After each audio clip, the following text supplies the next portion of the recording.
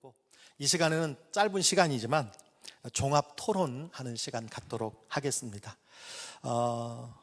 오늘 종합 토론에 참여해 주신 우리 5분의 교수님 발제해 주셨고요. 패널로 참석하신 분을 소개하도록 하겠습니다.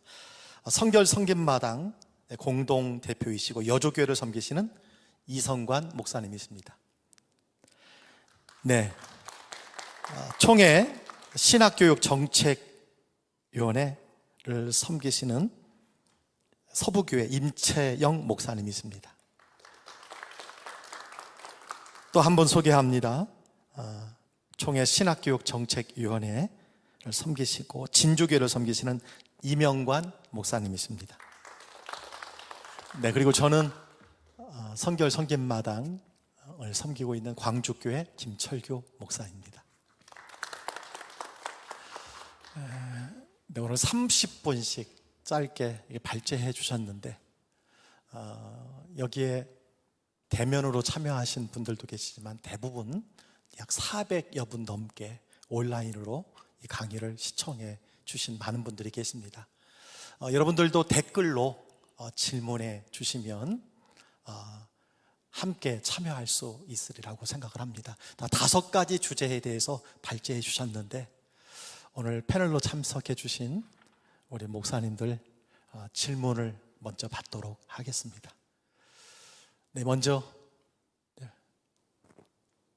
임채영 목사님, 네, 질문 부탁드립니다.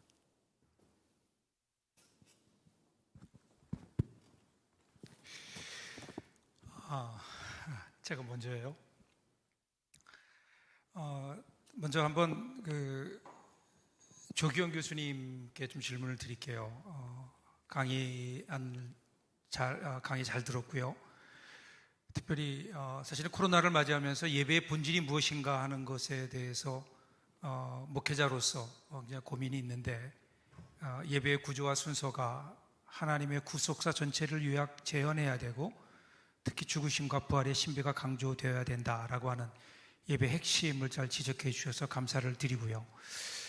그런데 그 강의의 마지막이 코비드19가 종식되는 대로 곧바로 현장 교회로 복귀해야 된다라고 하는 그 예배 오늘 강의의 마지막 결론이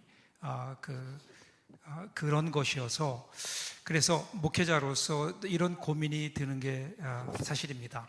만약에 이 코비드가 종식되지 않는다면 그러면 지금 이 코로나 시대에서 가장 큰 고민은 그냥 임시로 우리가 어쩔 수 없이 예배를 드린다라고 하는 어떤 임시 방편의 신앙, 그러니까 그냥 모든 성도들의 신앙도 그냥 임시적으로 예배도 임시적으로 이렇게 드리게 되는 그러한 모습들이 있는 것 같아서 그런 것보다는 오히려 우리가 지금 시대가 바뀌면서 오늘 교수님들 쭉 강의의 전체적인 내용이 이제는 기독교 4.0 시대를 얘기하는데 그러한 때에 또 다른 예배의 모습으로서의 이 시대에 과거에 있었던 예배로 돌아가는 것이 아니라 또 다른 예배로서의 어떤 발전과 좀 더 연구가 필요한 시기가 아닐까 하는 생각이 들어서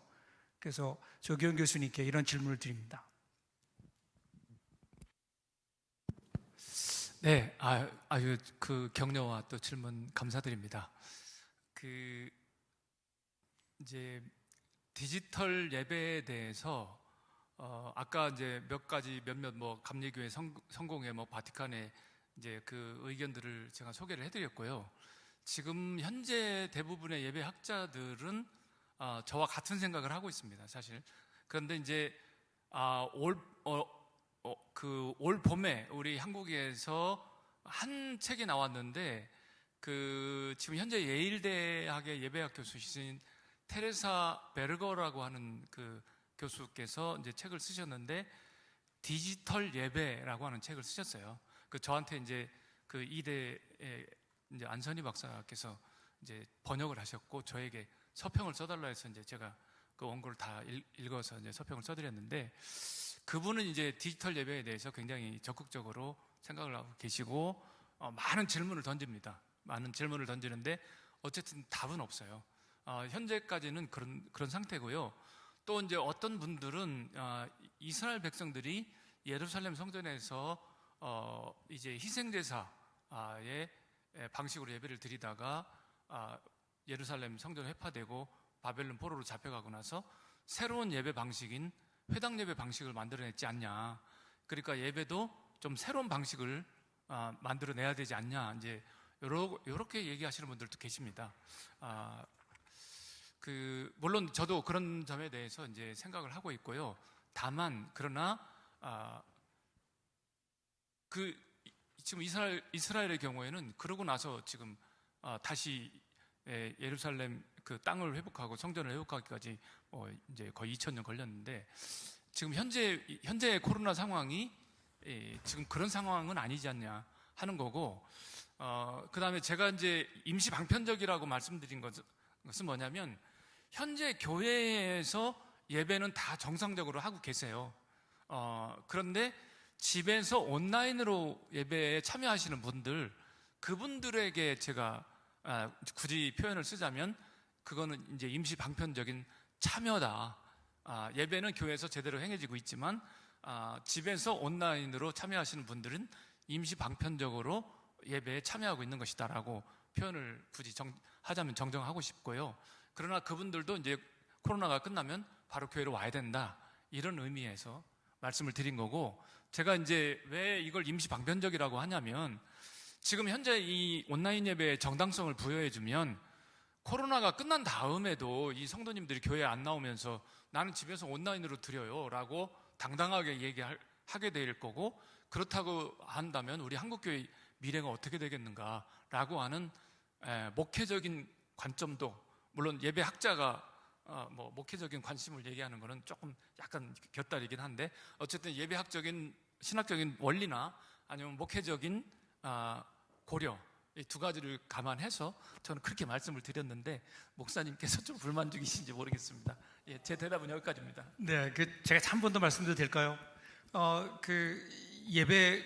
예배는 어차피 복음이라고 하는 것과 문화라고 하는 것이 같이 섞여 있는데, 예를 들어 초대교회는 그 예배의 형식을 예수 그리스도의 십자가와 부활을 재현하는 것으로 보았다고요. 그래서 그러한 모습들이 있어 왔고, 그것이 또 천주교회와 종교개혁을 통해서 계속해서 예배의 모습은 바뀌어 왔는데, 오히려 이런 것들이 어떤 이 시대에 또 다른 어떤 코로나 시대를 지나고 코로나가 끝나고 나서도 그 이후에 되어질 여러 가지 사회적인 변화를 보면 과거로 돌아간다고 생각하는 것보다는 뭔가 새로운 예배의 어떤 그 모습으로 나가는 것이 오히려 앞을 볼 때 목회와 또 신학에도 여러 가지 발전적인 것이 아닐까 하는 차원에서의 질문을 드렸던 겁니다. 네, 지금 주신 부분에 대해서 우리 예배학자들하고 진지하게 아마 논의를 해야 되지 않을까 싶고요. 한번 노력을 해보겠습니다. 감사합니다. 네, 첫 번째 질문은 예배에 관한 분야에 대해서 질문해 주셨습니다. 혹시 다른 분야에 대해서 질문해 주시기 바랍니다. 우리 이성관 목사님, 네, 어떤 분야에 질문해 주시겠습니까? 저는 그 신학 분야 최인식 박사님께 질문을 드리려고 준비했는데, 최 박사님께서 생활교회 이것을 말씀하셨습니다. 사실 지금까지 교회가 모이는 교회 그 자체로 끝나고 그것이 전부인 것으로 이렇게 간주하도록 신자들을 양육해왔고 초점 맞춰왔다는 것을 부인할 수 없는 상황인데, 이 생활교회 측면을 더 강조하고 또 그런 측면이 앞으로 교회가 존재할 가장 중요한 본분이라는 신학적인 측면에서 말씀을 해주셨어요. 즉 단순한 디아스포라로서가 아니라 생활 현장에서 목회자로서의 사명을 가지고 살아갈 수 있도록 이렇게 제도권 교회가 이제 4.0 시대에 목회자가 또 그런 어떤 의식을 가지고 목회를 해야 된다고 말씀하셨는데, 일단 그렇다면 지금 현재 예배와 교육을 벗어난 새로운 어떤 신학대학원과 같은 어떤 그 시스템이나 또 그런 훈련기관을 교회 안에 새로 두어야 하는 건지, 아니면 기존 드리는 우리는 예배를 그냥 예배 그 순서 묵도로 시작해서 축도로 끝나는 그 예배의 순서를 좀 변형시키면서 그 안에서 어떤 다양한 교육이라든가 그런 생활 교육을 할 수 있는 방법은 없는지, 또 우리가 지금 가르치고 있는 성경 공부는 사실 교리에 중점적으로 이렇게 주어져 있는데 이런 부분을 좀 활용할 수 있는 방법은 없는지 좀 추가적으로 말씀해 주시면 고맙겠습니다. 네, 목사님께서 그 짧은 시간에 그 미비한 저의 그 발제를 정확하게 그 핵심을 짚어 주셨고요. 감사합니다. 저는 오늘 교회론을 얘기를 했습니다. 보이지 않는 교회와 보이는 교회 가운데서 보이는 교회를 그동안은 이제 제도 교회로 거의 현실적으로는 국한되어 있었는데, 제도 교회에서 평신도의 역할이 사실은 안수받은 교육자들의 사역의 대상으로는 되었지만, 평신도들이 제도교회 안에서 평신도 사제직을 하기에는 한계가 있었다. 그들에게 평신도 사제직을 대상이 아니라 주체로서 사도직을 감당할 수 있는 장, 그리고 또한 목표, 그리고 그런 가치를 우리 교회가 제시를 해 주었어야 했다. 이제 그 면에 있어서 하지 못했던 것이 종교개혁 500년 동안에 평신도의 사제직을 얘기를 했지만 현실적으로는 실천되지 못했던 이유였다. 그래서 그 교회론에 약간의 한계가 있었다. 보이는 교회에 그 기능을 제도적 교회로 한계했던 것을 비제도적 교회로서 평신도들이 생활 현장, 즉 가정이나 친척이나 마을이나 직장, 그곳에 바로 평신도들이 목자로서 그리고 사제로서 그 직을 감당할 수 있는 장이다. 우리가 그것을 분명히 설정해주고 그곳에 있는 영혼들을 나의 신자들이다. 그래서 태신자로 삼고 그들을 향한 선교적인 역량을 키울 수 있도록 교회가 신학원과 같은 그와 같은 기능을 감당해야 하는데, 질문의 요점은 어떻게 교회 안에 기존의 그 시스템을 활용을 해서 그렇게 교육을 시킬 수 있겠는가. 저는 일단 그런 마인드 자체를 가지는 것이 일단 혁명이라고 보고, 또한 어떤 패러다임 전환의 중요한 출발점이라고 봅니다.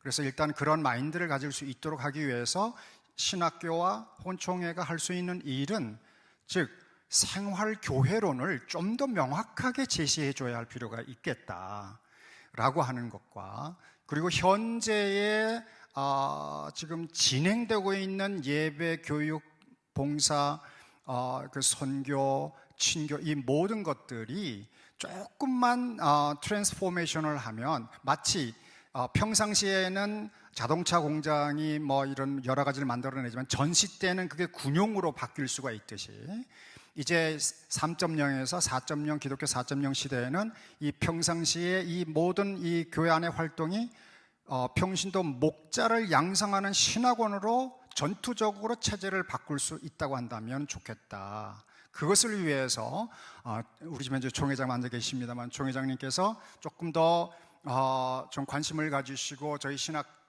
교수들에게 과제를 주시고, 또 신학 교수들은 조직 신학뿐만 아니라 전반적인 그 통합적으로 해서 평신도 신학을 21세기 기독교 4.0 시대에 맞도록 그걸 개발하고, 그래서 현재 진행되고 있는 모든 것들을 조금만 변형시키면 그대로 활용할 수 있도록 그렇게 진전시켜 나갈 수 있지 않겠는가. 그 출발점이 오늘이었으면 좋겠다 하는 생각을 갖습니다. 네, 감사합니다. 네, 충분한 대답이 됐는지 모르겠습니다. 예, 이어서 이명관 목사님 질문해 주시기 바랍니다. 5분 교수님들 강의를 잘 들었습니다. 5분 다 말씀하신 공통점 가운데 하나는 우리가 코로나19 때문에 큰 충격을 받았고 또 더불어 목회적인 위기를 맞이한 것 틀림없는 사실이지만 오히려 이때를 성찰의 기회로 삼으면 더 나은 목회를 할 수 있겠다라고 제언을 하시는 것 같습니다.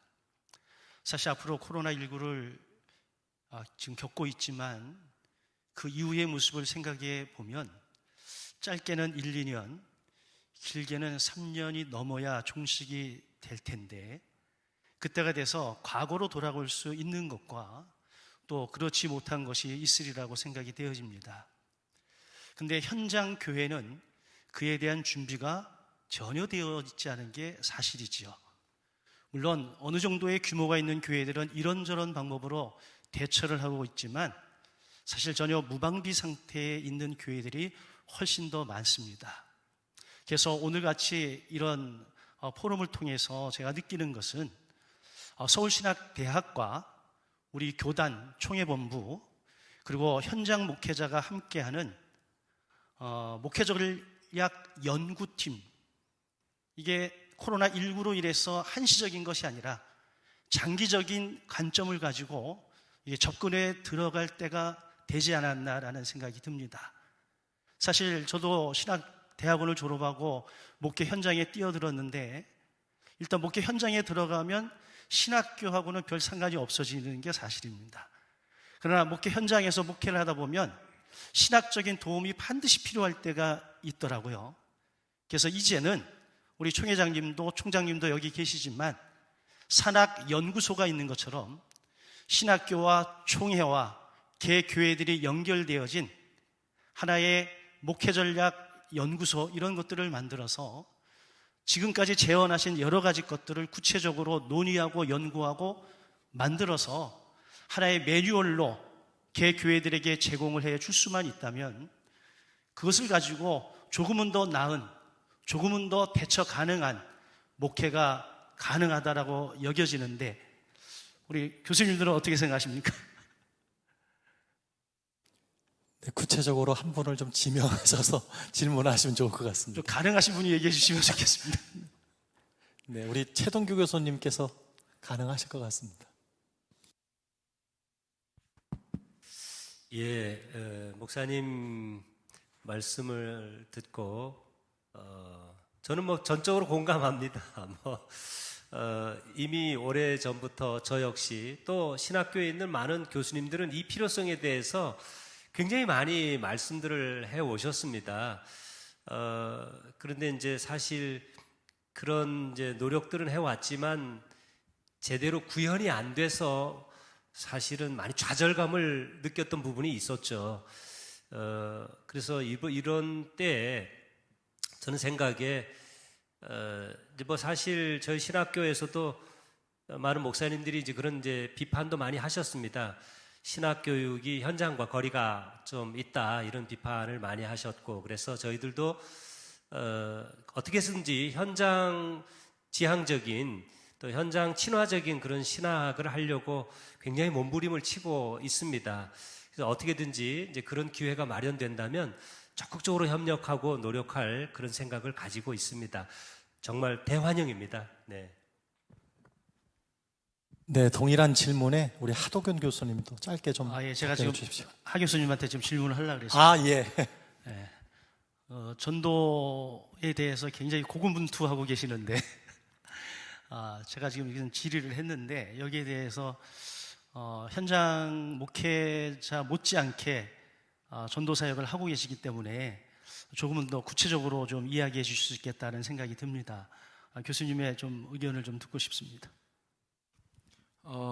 실은 아까도 제가 말씀드렸지만 어느 분야든지 다 그럴 수 있지만 실천 신학 가운데 전도학은 현장에서 전도를 직접 하지 않으면 이론만으로는 이게 불가능한 또 학문이기도 합니다. 그래서 더 실제적인 방안 그리고 또 구체적으로 활용할 수 있는 방안들을 늘 생각하는데요. 그런데 이제 개인적으로 전도를 하면서 교회에 이것이 접목될 수 있겠다라고 싶은 부분들이 참 많이 있고 그 가운데 제가 이제 이 코로나 이후의 뉴 노멀 시대에 활용 가능할 수 있는 방안들을 제시를 했는데 지금 말씀해 주신 것처럼 그런 부분들이 그냥 학생들에게만 전달되지 않고 교회와 일반 사회에서 말하듯이 산학협력이 되어져서 실질적으로 적용할 수 있는 장으로 교회가 협조해 주시고 또 학교가 돕는다고 한다면 좋은 결실을 맺을 수 있지 않을까. 그리고 또 그렇게 교회를 살리고 부흥시키기 위해 실은 학교가 드릴 수 있는 것도 많이 있다. 이 복음 전도에 대해서 저는 그렇게 생각을 합니다. 예, 우리 하덕경 교수님 답변해 주셨습니다. 가장 어려운 부분이 목회의 과정 중에 특별히 전도에 관한 부분이 아닌가 생각이 들어요. 작년에 저희 교회 등록했던 성도님이 길거리에서 만나서 제가 인사했더니 저를 못 알아보더라고요. 이 비대면의 이 예배 생활, 신앙 생활이 얼마나 우리에게 어려움을 가져다 주는지 모릅니다.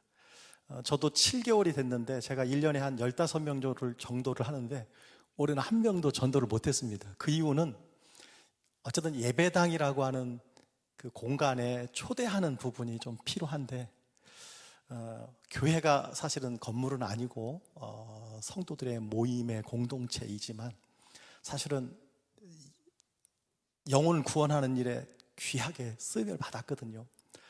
그런데 이 모든 일들이 이제는 본질적으로 돌아가는 부분도 있고 또 여기 오늘 5가지로 말씀해 주셨지만 제가 볼 때는 지금 현재 우리 5가지의 그 분야가 개교회에 다 녹아져서 그런 방향으로 교회가 가고 있는 중에 지금은 그 변화에 모든 교회가 사실은 막아설 수는 없었습니다. 다 따라가고 있는 중에 급변한 변혁을 요구하는 코로나19 상황이 아닐까 이렇게 생각이 듭니다. 오늘 많은 분야에 대해서 말씀해 주셨는데 우리 이성관 목사님 한번 더 질문해 주십시오. 네. 그 최인식 교수님께 추가 질문을 또 다시 드리고 싶은데 지금 제도적인 교회 안에서의 지금 현재 예배 형태가 순서적인 측면들 그런 것들이 생활교회를 위해서 혹시 바꿔야 될 부분이 없는지 아니면 과감하게 생략할 부분이 없는지 1시간이라는 예배 시간 틀 안에서 그 예배를 진행하는 게 너무 전통적인 형식과 어떤 규격에 얽매여 있는 예배를 하다 보니까 생활교회를 위한 삶의 현장을 위해서 교육할 만한 그런 일들이 일어나기 어렵지 않겠는가 생각이 듭니다. 그래서 과감하게 이런 일들이 신학교에서도 좀 어떤 신학을 정립한다든가 예배는 꼭 1시간만 드리는 게 아니다. 예배는 묵도와 축도로만 끝나는 게 아니다. 그래서 예배 순서의 어떤 변형, 저 같은 생각에 가능하다면 그것들 어떤 전통적으로 예배를 다시 형식을 교단적으로 만든다면 그게 어떤 그 정통성이 있기 때문에 주일학교 애들처럼 예배를 드리고 흩어져서 소그룹으로 이렇게 모임을 갖는 그런 예배 시간 안에 그런 일이 있어지는 어떤 새로운 형태의 예배가 순서가 교수님은 어떻게 생각하시는지 그리고 우리가 늘 교회에서 가르치는 성경 공부가 성경 개론, 성경 교감, 구원론, 성결론 교리적인 부분인데 그런 성경 교육에 있어서 실제적으로 이렇게 가르쳐야 될 어떤 교과목들을 신학교나 또 교단에서 새롭게 세워야 할 필요가 없다고 생각하시는지 한번 말씀해 주시면 고맙겠습니다. 사실 이거는 이제 우리 조기현 교수님께서 예배학 담당으로서 이제 말씀을 이어서 해 주실 줄 믿습니다만은 일단 생활교회 목자론적 관점에서 현장에 나가게 되면 아시다시피 이 현장은 정말 만모니즘과 엄청난 세속주의 그 도전 안에서 성도들이 살아야 되잖아요. 그래서 교과 과정에서 혹은 성경 공부에서 좀 필요로 하는 부분이 있다고 한다면 기독교 세계관이라고 좀 이렇게 이미 알려져 있는 용어이긴 하지만 성도들에게 있어서는 어떤 신학이라고 하는 관점보다는 기독교 세계관, 경제, 정치, 문화, 교육, 예술 이 그들이 일상 세계 속에서 살고 있는데 그 안에 만모니즘이나 악한 어떤 그 어두운 영이 침투해서 하나님을 대적하는 그런 어떤 영들을 분별할 수 있는 능력, 이런 것들을 잘 가르칠 수 있는, 너무 문자주의적인 성경적 세계관이 아니고 또 너무 또 진보적인 그런 세계관이 아니고 통합적으로 하나님 나라의 통치적 관점에서 성도들에게 기독교 세계관을 잘 가르칠 수 있는 그 같은 교환과 가르침과 포맷을 제공해 줄 수 있다면, 그래서 성경을 공부를 하더라도 그들이 오늘의 현실의 문제에 부닥쳤을 때에 해결할 수 있는 지침과 원리를 가르쳐 줄 수 있는 그와 같은 커리가 되어지면 좋지 않겠는가, 이런 생각을 하게 되고요. 예배에서는 오늘 조기현 교수님을 통해서 아주 큰 것을 배웠습니다. 이미 알고 있는 것 같기도 하고 모르는 것 같기도 한데 그걸 정리를 해 주시니까 제8일이라고 하는 주일 예배를 제8일이라고 하는 것을, 그래서 그 안에서의 어떤 축제, 그 성령에 의한 감동에 의해서 공동체가 함께 사로잡히는 그런 경험, 그 경험이 되어지려고 한다면 너무 성직자 중심의 예배보다는 정말 성직자도 10명의 평신도 가운데 한 명을 그렇게 세운 것이지, 평신도 가운데 그 직을 세운 것일 뿐이지 그가 꼭 예배를 인도해야 된다, 이런 법은 없는 것 같아요. 오히려 그런 기능과 능력을 가지고 있는 사람은 오히려 일선에서 뒤로 물러서고 좀 그런 정립이 안 돼 있는 청년들을 앞에 세워서 훈련시키면서 뒤에서 이렇게 하는 거야 하고 실습 겸 그런 식으로 해주면 어떻겠는가. 그런데 생활교회의 관점에서는 제가 지금 대야동이라고 하는 마을에서 이제 살고 있는데 거기에 한 150 가정이 있습니다. 이 150 그 가정을 제 마음에 품고 나는 그 지역의 목회자로 스스로 아무에게도 얘기하지 않아요.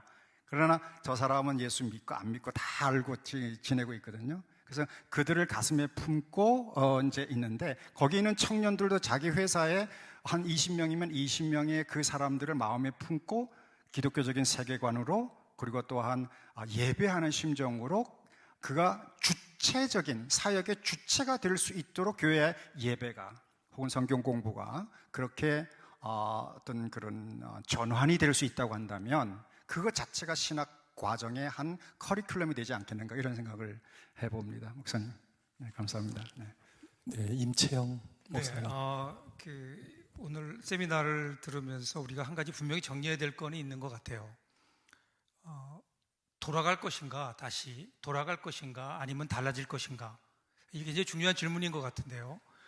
우리 교수님들 보시기에는 어떤지, 앞으로 우리가 이 코로나가 끝나면, 이 시대가 언젠가 끝나면 다시 옛날로 돌아가는 것이 우리의 기본적인 어떤 패러다임인지, 아니면 코로나가 끝나더라도 이미 사회는 변했고, 아까 최현식 교수님 표현대로 우리는 기독교 4.0 시대를 살고 있는데, 이렇게 이미 바뀌어가고 바뀌어진 이 세상 속에서 제로베이스에서 다시 우리는 우리 목회를 새롭게 생각해야 되는지, 오늘 그것에 대해서 우리가 좀 우리 함께하는 모든 분들에게 그거에 대한 우리 교수님들의 의견을 좀 듣고 싶습니다.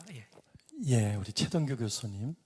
예, 제 의견을 좀 말씀드리고 싶은데, 저는 두 가지 측면이 있다고 생각을 합니다. 우리가 신앙에 대해서 말할 때 두 가지 측면을 생각해야 되는, 하나는 계시라고 하는 컨셉이고요, 다른 하나는 문화라는 컨셉입니다. 우리가 복음에 대해서는 성경적으로 돌아가야죠. 본질로 돌아간다고 하는 측면에서는 정확합니다. 그러나 문화적인 측면에서는 적용성이라고 하는 것, 그 복음이 어떻게 녹아져야 되고 어떻게 구현돼야 되는 측면에서는 과거의 성경적인 그런 시대에 그대로 돌아가는 그런 건 아니죠. 아까 말씀하신 대로 발전적인 측면이 있다고 생각을 합니다. 거기에 그런 점에서 우리가 지금 한국 교회에 또 우리가 목회하는 또 교회 생활, 신앙 생활 가운데 부족한 점이 있거든요. 사실은 성찰적으로 생각할 때 성경적인 관점에서 볼 때 여러 가지 우리에게 부족한 모습들이 있어요. 낙후된 모습도 있고 그런 점들은 우리가 갱신해야 된다고 생각합니다.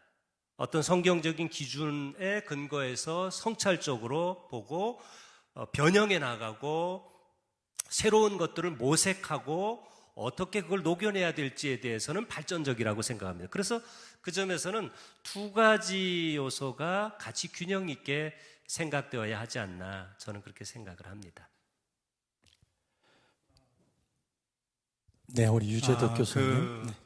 제가 그 목사님 주신 그 질문에 답을 좀 해보면, 우리들이 사실은 뭐 처음에 코로나 바이러스가 처음에 이제 그 퍼져나갈 때 한 2주면 끝날 것이다 이렇게 생각을 하고, 실제로 그 대학에서 가르칠 때도 한 2주 정도만 어떻게 넘기면 그 다음에는 이제 정상적으로 면대면 수업이 진행되니까 문제없이 진행될 거다 이제 이렇게 생각을 먹었는데, 사실 뭐 지금 이제 7개월 이상 이렇게 그 지속되고 있습니다. 아까 그 시드랩 연구소 얘기를 했는데, 그 아주 뭐 공인된 그 미네소타 대학의 연구소인데 거기서는 한 18개월에서 24개월까지를 잡습니다.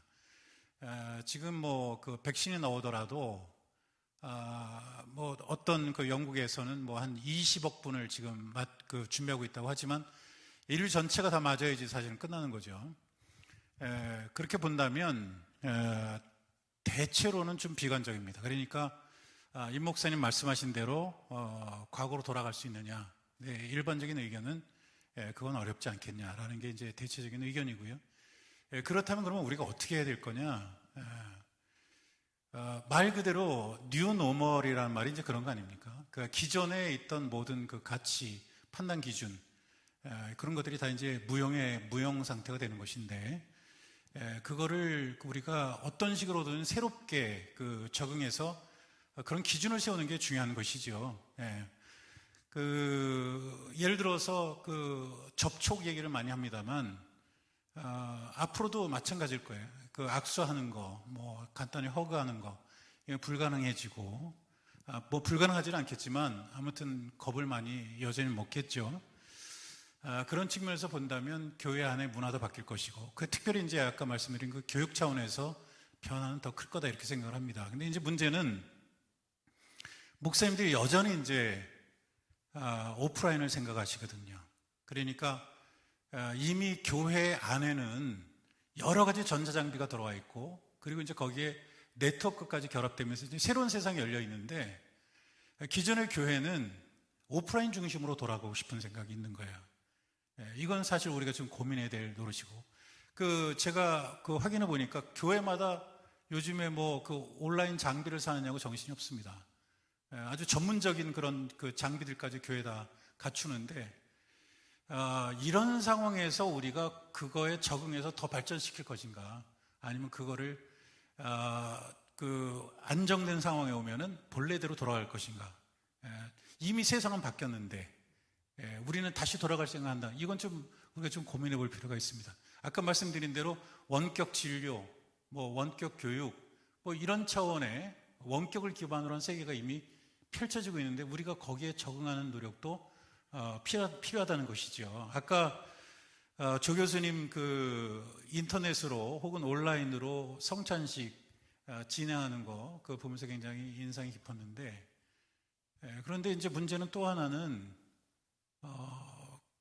원래 상태로 돌아가더라도 그런 부분에 대해서 우리가 생각을 하지 않는다면 교인들이 호응해 줄 것인지, 예를 들어서 내가 이걸 마시고 먹을 때 그 감염병에 걸리는 게 아닌가 이런 생각도 하겠죠. 그런 면에서는 우리들이 좀 더 적응이 필요할 거고, 그런 차원에서 많은 노력이 필요하고, 현실은 현실이죠. 과거의 기억보다는. 교육 차원에서 좀 말씀을 드린다면, 사실 아까 조그만 그 작은 교회들, 소규모 교회들이 굉장히 어렵다 이렇게 되어 있는데 실제로 그렇습니다. 뭐 가르치고 싶어도 장비를 살 돈이 없으니까 그런 장비 시설을 못 갖춰요. 그런 면에서는 총회 차원에서, 교단 차원에서 작은 교회들을 위한 그런 실질적인 그 대책이 좀 필요한데, 그게 아까 말씀드린 온라인, 그전에 사이버라고 얘기했습니다만 온라인 혹은 모바일 교회학교를 운영해서 그런 자료들을 공급하고 그리고 자유롭게 다운받고 또 개교에서 필요한 것들은 올리고 이렇게 주고받는 그런 형태로 바뀌는 것이 진짜 지금 어려움을 겪고 있는 그 소규모 교회들을 돕는 그런 방법이 되지 않겠는가. 또 하나는 만일 비싼 비용으로 우리가 기구를 살 수 없다면 그것도 지방이나 교단 차원에서 대여를 할 수 있는 그런 그 방법도 좀 찾아주시는 것도 좋은 해결책이 되지 않을까 이렇게 생각합니다. 결론적으로 말씀을 드리면 저는 이미 세상은 바뀌었고 돌아갈 수는 없다라는 게 이제 제 생각입니다. 네, 오늘 패널로 참여해 주신 우리 목사님들의 질문이 많이 계셨는데 아마 동영상을 통해서 많은 질문이 계시리라고 생각을 합니다. 솔직히 목회자 한 사람으로 돌아가고 싶은 마음이 참 많이 있습니다. 그리고 어제 오늘 저 스스로 이렇게 고백하기를 이전의 목회보다 두세 배 어렵다 이런 마음을 가져봅니다. 최근에 은퇴하신 목사님을 제가 만났어요. 한 번도 은퇴하신 목사님들이 부럽다는 생각을 안 했는데 갑자기 부러운 생각이 이 한쪽 편에 드는 모습이 있었습니다. 저희 교회 한 명의 부교역자가 이제 사임을 하게 되어지는데 바로 우리 교회에 연결되어지는 질문이 그 빈 자리에 교역자 청빙하실 겁니까? 이렇게 묻는 질문이 계속 이어지고 있습니다. 그리고 교회에서는 이제 아무리 현장에서 예배를 잘 드린다 할지라도 그것을 잘 송출하는 엔지니어가 필요한 세상이 되고 말았습니다. 그래서 저희도 이제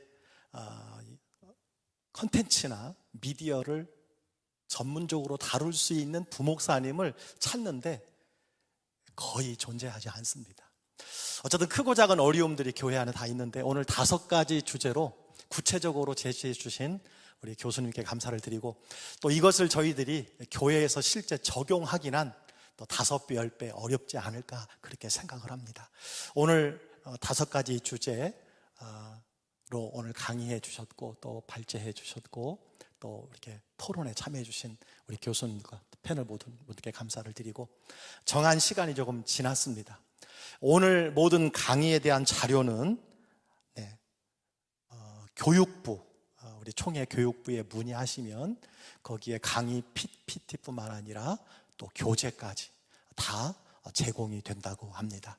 오늘 유튜브로 동영상으로 참여해 주신 우리 모든 분들께 진심으로 감사드리고 또 함께 오늘 발제해 주시고 패널을 참여해 주신 목사님들 감사드립니다. 함께 인사를 드리겠습니다. 고맙습니다.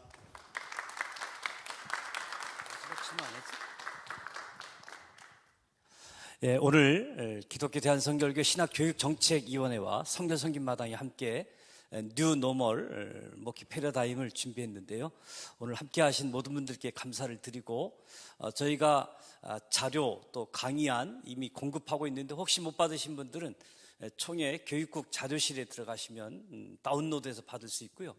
또 오늘 모든 동영상 현재 지금 소스 가지고도 보실 수 있는데 2번째 강의가 조금 미스된 부분이 있는데 저희가 다 녹화가 되어져 있어서 6개로 녹화를 나누어 가지고 또 여러분이 볼 수 있도록 그렇게 준비하도록 하겠습니다. 오늘 전체적으로 우리 총회장님도 함께 해주셨고 또 우리 중앙성결교회 방송실에서 연출을 수고해 주셨고 또 우리 교육국 간사, 교육국에서 적극적인 지원이 되어져서 아름답게 잘 마무리가 되는 것 같습니다. 또 우리 성결성김 마당에서는 아직 기획 단계이지만 목회자 중심으로 주제별로 또 다루려고 하는 계획을 가지고 있는데 이 부분들 또 저희들이 공지해 나가도록 하겠습니다. 오늘 전체 모임 마무리하는 의미에 있어서 우리 공동대표이신 윤학기 목사님 기도로 마치도록 하겠습니다.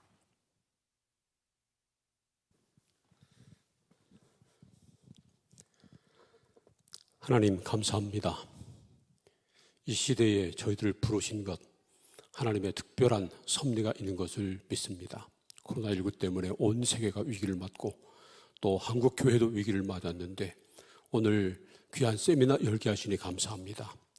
강의하신 우리 교수님들 서울신대 총장을 비롯한 모든 교수님들에게 특별한 지혜를 주셔서 우리 교단뿐만 아니라 한국 교회를 일으킬 수 있는 그런 은혜를 베풀어 주옵소서. 패널로 참여하시고 또 함께 수고한 모든 종들에게도 동일한 은혜 주시길 원합니다.